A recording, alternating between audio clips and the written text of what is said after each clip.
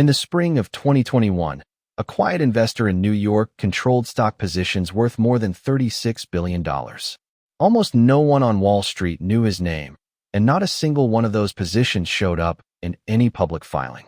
Then, over the course of 2 trading days, all of it vanished, and it took roughly $10 billion of the world's biggest banks down with it.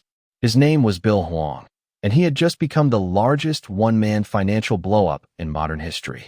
How does a single person build a $36 billion portfolio that no regulator can see? How do 8 of the most sophisticated banks on earth, Goldman Sachs, Morgan Stanley, Credit Suisse, all lend to the same man without realizing they're lending against the same stocks? And how does a fortune that took 8 years to build evaporate in about 72 hours? The answers all come back to one financial instrument that did exactly what it was designed to do: make a giant position invisible. Here's the thing most people get wrong about Archegos. This isn't a story about a trader who picked the wrong stocks. For most of 2020, Hwang's picks went up. It isn't really a story about greed either, even though there was plenty of that. The fatal flaw was structural. It was baked into the very tool Hwang used to get rich, a tool that was perfectly legal, widely used, and quietly capable of hiding a position so large it could move the entire market.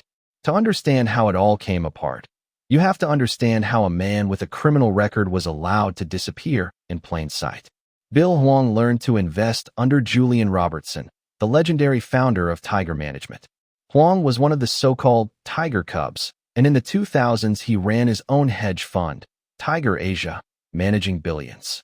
Then, in 2012, it fell apart. Hwang pleaded guilty to wire fraud tied to illegal trading in Chinese bank stocks. He paid $44 million to settle with U.S. authorities and was banned from trading in Hong Kong. For most people, that's the end of the career. For Hwang, it was a pivot. In 2013, he took his remaining money, around $200 million, and reopened as something new, a family office called Archegos. And that single word, family office, is where the story really begins. Because a family office that manages only its owner's money is exempt from registering with the SEC. No disclosures. No public filings. A man who had just admitted to securities fraud had found a structure that let him operate almost completely in the dark. Now here's the engine. Hwang didn't buy his stocks the normal way. If he had, the moment he owned more than 5% of a company, the law would force him to file a public disclosure. Instead, he used something called a total return swap. The mechanics are simpler than they sound. Archegos went to a bank and said, "You go buy the actual shares of Viacom CBS and put them on your books. I'll pay you a fee, and in exchange, you pay me whatever those shares gain. If they rise, the bank owes Archegos the profit. If they fall, Archegos owes the bank." Economically, Hwang got the full upside of owning the stock. But legally, he never owned a single share. The bank did.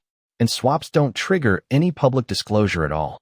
So Hwang got all the exposure of a massive position and none of the visibility. Multiply that across 8 different banks, and you have a man controlling enormous chunks of public companies that no one was required to report. The SEC later found that, combined, Archegos had built positions equal to more than 70% of one company's shares, 60% of another, and 50% of a third, all invisible. Here's the part that should keep risk managers up at night. Every one of those banks was sophisticated. Each had a risk department, margin models, real-time monitoring, the whole apparatus built specifically to stop this. So how did they miss it?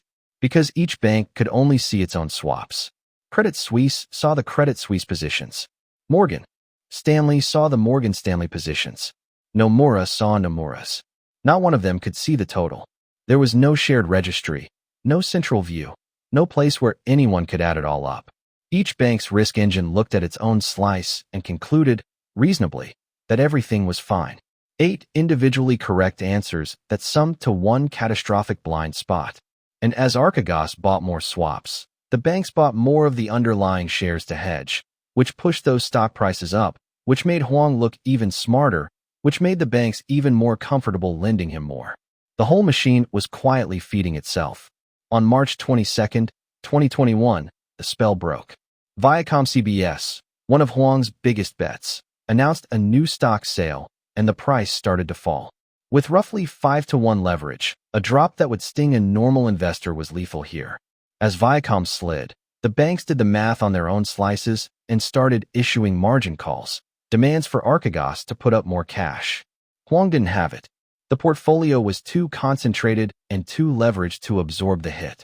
And now the banks made a discovery in real time, all at once. They weren't the only lender. They'd each been holding a piece of the same overstuffed position. What happened next was a stampede. Goldman Sachs and Morgan Stanley moved first and fast, dumping billions in shares before the price collapsed further. The banks that hesitated got crushed. Credit Suisse lost about $5.5 billion. Nomura lost nearly $3 billion.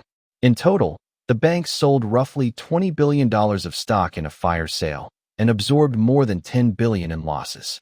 Archegos, worth $36 billion at the start of the week, was worthless by the end of it.